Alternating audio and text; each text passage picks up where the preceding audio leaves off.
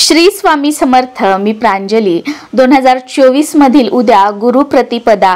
उद्याच्या दिवशी गाणगापूरमध्ये खूप मोठा उत्सव असतो. अगदी देशाच्या कानाकोपऱ्यातून उद्या लोक महाराजांच्या निर्गुण पादुकांचे दर्शन घेण्यासाठी येतात. तिथे पालखी सोहळ्याला उपस्थित राहण्यासाठी येतात. आणि आजही महाराज भक्तांच्या ज्यांनी अगदी मनापासून महाराजांना शरण जाऊन कळकळीने जे प्रार्थना करतात, विनंती करतात, त्यांच्या मनोकामना महाराज आजही पूर्ण करतात.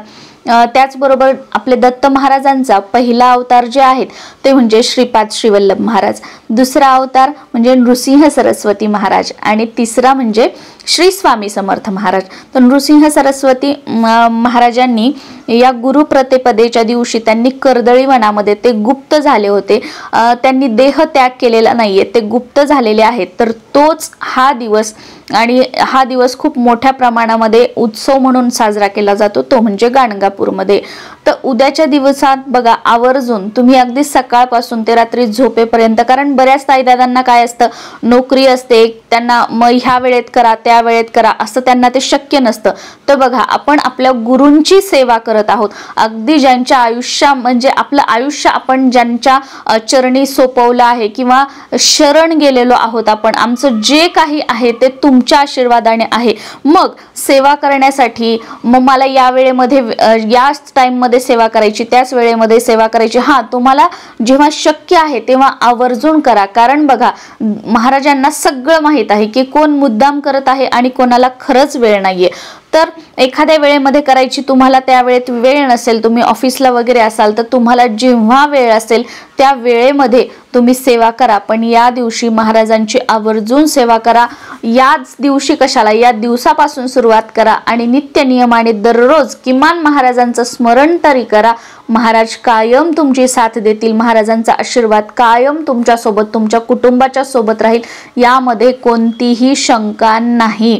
आयुष्य हे बदलतं, पण तो संयम हवा, तो विश्वास आपला त्या देवावर हवा. आणि मग बघा आयुष्य जे आपण म्हणतो ना की आयुष्याचं सोनं होणं काय असतं याचा अनुभव तुम्ही स्वतः घ्याल. मी स्वतः याचा अनुभव घेतलेला आहे. दिवस कसे पालटतात, कसे बदलतात, कसे मार्ग मिळतात, कसं त्या मार्गावर आपण चाललो की आपल्याला सक्सेस मिळतं, यश मिळतं, याचं जितं जागतं जे उदाहरण आपण म्हणू शकतो ते मी आहे. त्यामुळे प्रत्येकाची परिस्थिती वेगळी आहे. कोणाच्या आयुष्यामध्ये काय दुःख आहे, किती संकट आहेत, हे ज्याची त्यालाच माहीत आहे. तर न डगमगता, न घाबरता आपलं जे काम आहे, आपले जे कर्म आहेत ते चांगले करत राहा आणि त्यासोबतच महाराजांना शरण जा. महाराजांच्या हातामध्ये आपलं बोट द्या. महाराज तुम्हाला एकटं हे आयुष्य जगताना कधीच सोडणार नाहीत. तर बघा गुरुप्रतिपदेच्या दिवशी तुमच्याकडे दत्त महाराजांची मूर्ती असेल किंवा नृसिंह सरस्वती महाराजांची मूर्ती असेल तर त्यावर आवर्जून अभिषेक करायचा आहे. सुरुवातीला स्वच्छ पाण्याने, त्यानंतर पंचामृताने आणि परत स्वच्छ पाण्याने अभिषेक करायचा आहे. आता तुमच्याकडे मूर्ती नसेल, दत्त महाराजांचा फोटो असेल तर तो फोटो स्वच्छ पुसून घ्यायचा आहे. आता तुमच्याकडे दत्त महाराजांचा फोटोही नाहीये, मूर्तीही नाहीये, मग अशा वेळी तुमच्याकडे स्वामींचा फोटो असेल किंवा स्वामींची मूर्ती असेल तरीही चालेल, त्यावर अभिषेक करून घ्यायचा आहे.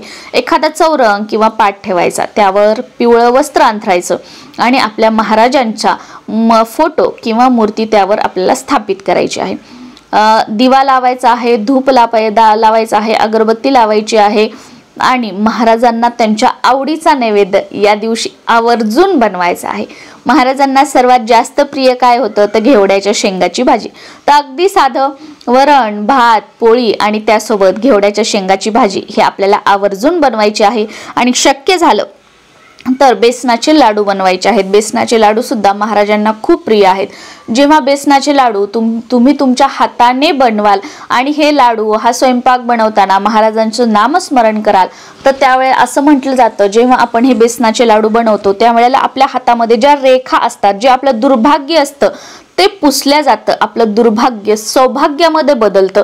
त्यामुळे आवर्जून बेसनाचे लाडू भले तुम्ही 2 बनवा, 5 बनवा, पण शक्य असेल तर नक्कीच बनवा आणि नैवेद्यामध्ये या लाडवांचा समावेश अवश्य करा. याचा नैवेद्य महाराजांना दाखवायचा आहे. नैवेद्य दाखवल्यानंतर गुरुचरित्रातील 51, 52 आणि 53वा अध्याय याचं पठण करायचं आहे. 51, 52व्या अध्यायामध्ये महाराजांचं जे शैल्यगमन महाराजांनी केलं होतं त्याबद्दल माहिती आहे आणि 53वा अध्याय हा अवतरणिका आहे. 53वा अध्याय जेव्हा आपण पठण करतो तेव्हा संपूर्ण गुरुचरित्राचं पठण केल्याचं, पाठ केल्याचं जे पुण्यफळ आहे ते आपल्याला मिळतं. कारण 53व्या अध्यायामध्ये अवतरणिकेमध्ये अगदी पहिल्या अध्यायापासून ते 52व्या अध्यायापर्यंत प्रत्येक अध्यायाचा जो सार आहे तो आहे. त्यामुळे आवर्जून हे जे 3 अध्याय आहेत 51, 52 आणि 53 याचं पठण करायचं आहे. फक्त गुरुचरित्र आपण कुठेतरी ठेवलेला आहे माळ्यावर वगैरे तो काढायचा, पठण करायचा असं अजिबात नाही. जेव्हा आपण महाराजांच्या फोटोची, मूर्तीची पूजा करतोय तर त्याच चौरंगावर आपला हा ग्रंथ सुद्धा ठेवायचा आहे. थोडंसं त्याच्यावर फुलाने पाणी स्प्रिंकल करायचं, ग्रंथवरून त्याचा पुठ्ठा साफ करायचा, गंध, अक्षता, पुष्प सगळं त्याला आपल्याला अर्पण करायचं आहे आणि नमस्कार करायचा आहे. आणि त्यानंतर हे जे अध्याय आहेत नैवेद्य दाखवल्यानंतर ते पठण करायचे आणि परत तो जो ग्रंथ आहे तिथे चौरंगावर किंवा पाटावर आपल्याला समोर ठेवायचा आहे. त्यानंतर आपल्याला गुरुचरित्रातील 14वा व 18वा अध्याय याचं सुद्धा पठण करायचं आहे. 14वा आणि 18व्या अध्यायाचे बघा छोटे छोटे पुस्तक मिळतात, त्यातून हा पठण केला तरीही चालेल तुमच्याकडे हे पुस्तक असेल तर. 14वा अध्याय जर तुमच्या आयुष्यामध्ये सतत संकट येत असतील, अडचणी येत असतील, महाराजांची कृपा तुम्हाला हवी आहे तर नक्कीच त्यासाठी तुम्ही हा अध्याय वाचू शकता. आणि जो 18वा अध्याय आहे, काहीही केला, कष्ट करताय, मेहनत करताय पण माता लक्ष्मीची तुमच्यावर कृपा होत नाहीये, तुमचे दिवस काही केल्या पालटत नाहीये, दरिद्रता तुमच्या आयुष्यातील काही केल्या संपत नाहीये, तर या अध्यायाचं पठण करा. या दिवसापासून नित्य नियमाने 6 महिने किंवा 3 महिने संकल्पयुक्त पठण करा. तुम्हाला खूप चांगले अनुभव 14व्या आणि 18व्या अध्यायाचे येऊ लागतील. त्याचबरोबर श्री गुरुदेव दत्त किंवा अवधूत चिंतन श्री गुरुदेव दत्त या मंत्राचा दिवसभर तुम्हाला जसा शक्य होईल, जेवढा जमेल तेवढा तुम्ही या मंत्राचा जप जो आहे तो माळ घेऊन शक्य असेल 11 माळ, 21 माळ, 108 माळी तो करा. माळ घेऊन शक्य नसेल तर दिवसभरामध्ये चालता फिरता मनामध्ये या मंत्राचं स्मरण करा. नक्कीच महाराजांचा आशीर्वाद जो आहे तो आपल्याला प्राप्त होईल. त्याचबरोबर दत्तबावनी जे आहे, शक्य झालं तर दत्तबावनीचे 52 पाठ या दिवशी आवर्जून करा. यासाठी खूप काही वेळ लागत नाही आणि ही सेवा जी आहे ती खूप काही अवघड सुद्धा नाहीये. मी स्वतः ही सेवा केलेली आहे. तुम्ही एक वेळा कराल ना, तुम्हाला अशी गोडी लागेल की त्यानंतर तुम्ही ही सेवा जी आहे ती कधीच सोडणार नाही. त्यामुळे 52 वेळा जरी शक्य नाही झालं तर उद्याच्या दिवशी कमीत कमी 11 वेळा तरी दत्तबावनी जी आहे तर दत्तबावनीचं पठण हे आवर्जून करा. त्याचबरोबर तुमच्याकडे संक्षिप्त गुरुचरित्र जर असेल ज्याच्यामध्ये फक्त 7 अध्याय आहेत तर या संक्षिप्त गुरुचरित्राचं पठण, वाचन, त्याचं पारायण या दिवशी आवर्जून करायचं आहे. आपल्या चॅनलवर व्हिडिओ आहे की अगदी साध्या सोप्या पद्धतीने संक्षिप्त गुरुचरित्राचं पठण कसं करावं, पारायण कसं करावं, त्या पद्धतीने या दिवशी तुम्ही संक्षिप्त गुरुचरित्राचं पारायण करू शकता. त्याचबरोबर तुमच्या घराच्या आजूबाजूला जर कुठे दत्त मंदिर असेल तर तिथे जाऊन महाराजांचं दर्शन घ्या. अगदी डोळे भरून महाराजांकडे बघा. जे काही असेल तुम्हाला जर शक्य झालं घरून तुम्ही जो नैवेद्य बनवलेला असेल महाराजांसाठी, लाडू वगैरे, त्या मंदिरामध्ये घेऊन जा, महाराजांना अर्पण करा आणि मनसोक्त म्हणजे महाराजांशी बोला. तुम्हाला जे काही वाटतं ना ते सगळं महाराजांना बोला. महाराज तुम्हाला कधीच म्हणणार नाहीत की तुझे दुःख सांगू नको, तुझ्या अडचणी सांगू नको.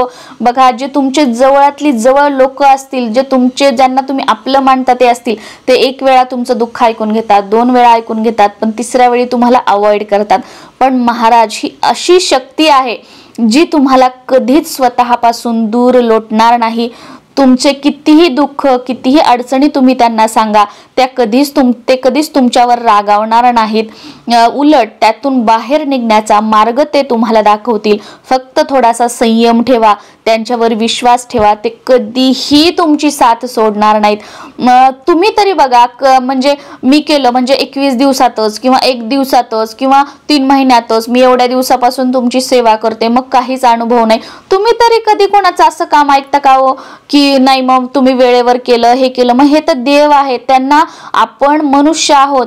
आपण म्हणजे या देह रूपामध्ये चांगले कर्म करतोय, वाईट कर्म करतोय, मग त्यांना आपला जो वाईट कर्माचा घडा आहे तो खाली करायचा असतो. मग त्याच्यासाठी त्यांना थोडासा तरी वेळ लागेल. त्यांना आपलं दुर्भाग्य सौभाग्यामध्ये बदलायचं आहे, त्यांना थोडा तरी वेळ लागेल. त्यांना आपलं म्हणजे वाईट कर्मातून, त्या वाईट परिस्थितीमधून चांगल्या दिवसांमध्ये आपल्याला आणायचंय, त्यांना थोडा तरी वेळ लागेल, मग तेवढा तरी विश्वास तुम्ही त्यांच्यावर ठेवा. आणि तुम्ही म्हणताय की मी एवढे दिवस सेवा केली, तेवढे दिवस सेवा केली, तुम्ही सेवा केलीच नाही. जेव्हा माणूस दिवस मोजतो, जेव्हा म्हणतो की मी हे केलं, मी एवढ्या दिवसापासून केलं, तेवढ्या दिवसापासून केलं, इथेच स्पष्ट होतं की तुमचा त्यांच्यावर विश्वास नाही. आणि हे देव गुरु जे आहेत ना, जेव्हा आपला त्यांच्यावर विश्वास असतो, ते जे करतील ते माझ्यासाठी योग्य आहे आणि तेच माझं हे आहे, जेव्हा तुमचा हा ठाम विश्वास असतो, या विश्वासाने तुम्ही त्यांना शरण जाता, तेव्हाच तुम्हाला कोणत्याही सेवेचे किंवा कोणत्याही गुरूंचे, देवांचे, जे तुम्ही ज्यांच्यावर भक्ती करता त्यांचे अनुभव तुम्हाला येतात. तुमचा विश्वासच नसेल, फक्त नाटकीपणामुळे दुसऱ्यांना अनुभव आलाय म्हणून मला येईल, दुसऱ्यांचं काम झालंय म्हणून माझं काम होईल, तर असं केलं ना, तुम्ही आयुष्यभर सेवा केली तरी तुम्हाला काहीच फायदा होणार नाही, हे मी तुम्हाला क्लिअर सांगते. त्यामुळे सेवा करताय, मनामध्ये श्रद्धा असेल, विश्वास असेल तर करा, तुम्हाला नक्कीच अनुभव येतील. आणि जे आपण म्हणतो ना की दांभिकपणा वगैरे असं असेल, चला करून तर बघू, हे तर करू, हे काही खेळ नाहीये. हे ब्रह्मांड नायक आहेत, हे जगाचे चालक पालक आहेत. किमान या देवासमोर तरी आपला जो अहंकार आहे किंवा चला केलं तर करू, बघू तर बघू, या गोष्टी करू नका. कारण याच्यापेक्षा ना मोठं पाप दुसरं कोणतंही नाही. जेव्हा तुम्ही म्हणजे देवाला की त्याची चेष्टा म्हणून तुम्ही सेवा करताय, चला केलं तर करू, नाही, तुम्हाला काही जमत नाही ना, फक्त तुम्ही नामस्मरण करा, श्री गुरुदेव दत्त, श्री गुरुदेव दत्त या मंत्राचं नामस्मरण करा. कोणाचं चांगलं करता येत नाही ना, कोणाचं वाईट तरी करू नका. काहीच करणं शक्य नाही ना, तर दानधर्म करा, सगळ्यांसोबत आपली वागणूक चांगली ठेवा. याने सुद्धा महाराजांची, तुम्ही ज्याही देवाला गुरुना मानता त्यांची तुमच्यावर कृपा होईल. पण माझंच चांगलं व्हावं आणि समोरच्याचं वाईट व्हावं किंवा समोरच्याचं चांगलं झालेलं मला देखवत नाही म्हणून त्याच्याबद्दल वाईट बोलणं, त्याचं वाईट करणं, असं करू नका. हे कलियुग आहे. या कलियुगामध्ये तुम्ही जे करणार ते तुम्हाला इथेच फेडायचं आहे. अगोदर तरी आपण म्हणायचो की वाईट कर्म करू नका, पुढच्या जन्मात फेडावं लागतील, पण हे कलियुग आहे. याच जन्मामध्ये तुम्हाला सगळं तुमचं 1000 पटीने रिटर्न येऊन मिळणार आहे. त्याच्यामुळे विचार करून आपले कर्म ठेवायचे. जिथे तुम्हाला बाबा वाटतं की हे चुकीचं आहे, इथून आपल्याकडून याचा अपमान होऊ शकतो किंवा याच्याबद्दल आपल्या मनात वाईट विचार येतोय, तिथे त्या क्षणी 5 पावलं मागे या, महाराजांचं नामस्मरण करा आणि दुसरा मार्ग चूज करा. नक्कीच महाराज कायम तुमची साथ देतील. श्री स्वामी समर्थ.